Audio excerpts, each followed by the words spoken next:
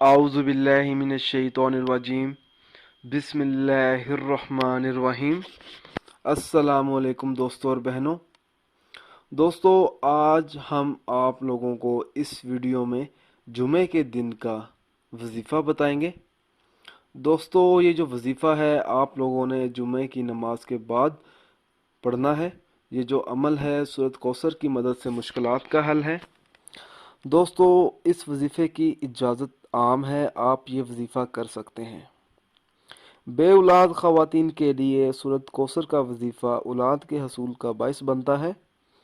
अगर किसी के यहाँ औलाद ना होती हो, सिर्फ लड़कियां ही पैदा होती हों और वो औलाद की ख्वाहिश रखता हो कि उसके घर औलाद पैदा हो, तो उस शख्स को चाहिए कि वो ये वजीफ़ा करे।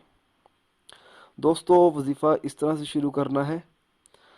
जुमे की नमाज के बाद बावजू हालत में 11 मरतबा सूरत कौसर पढ़नी है और फिर अपना सर सजदे में रख कर अल्लाह ताला की बारगाह में औलाद के लिए दुआ मांगनी है।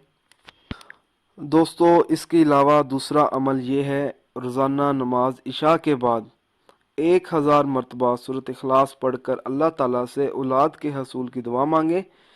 दोस्तों, 10 योम तक बिला नागा ये अमल करें।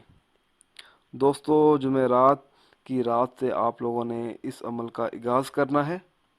इंशाअल्लाह ताला इस अमल की मदद से आपको औलाद नसीब होगी।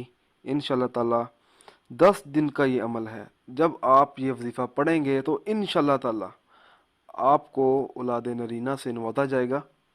दोस्तों, मेरी आप लोगों से एक और गुजारिश है। दोस्तों, आप जो भी अमल करें, हर अमल अल्लाह की रज़ा के लिए करें। दोस्तों, हर वजीफ़े के लिए नमाज की पाबंदी लाजमी होती है। अगर आप 5 वक़्त की नमाज अदा नहीं करेंगे तो वजीफ़ा पढ़ने का कुछ असर नहीं होगा।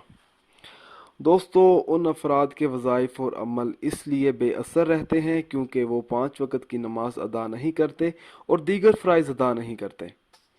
दोस्तों, अगर आप मुझसे कोई भी वजीफ़ा पूछना चाहते हैं या कोई ऐसा वजीफ़ा है जिसकी आपको समझ ना आ रही हो, तो आप मुझे इस वीडियो के नीचे कमेंट कर सकते हैं उस वजीफ़े के बारे में। अगर आप इसी तरह की मज़ीद वीडियोस देखना चाहते हैं तो हमारे channel Zoya life health care को सब्सक्राइब करना हरगिज़ ना भूलें, ताकि आपको आगे आने वाली वीडियोस की मालूमात मिलती रहे। जज़ाकल्लाह।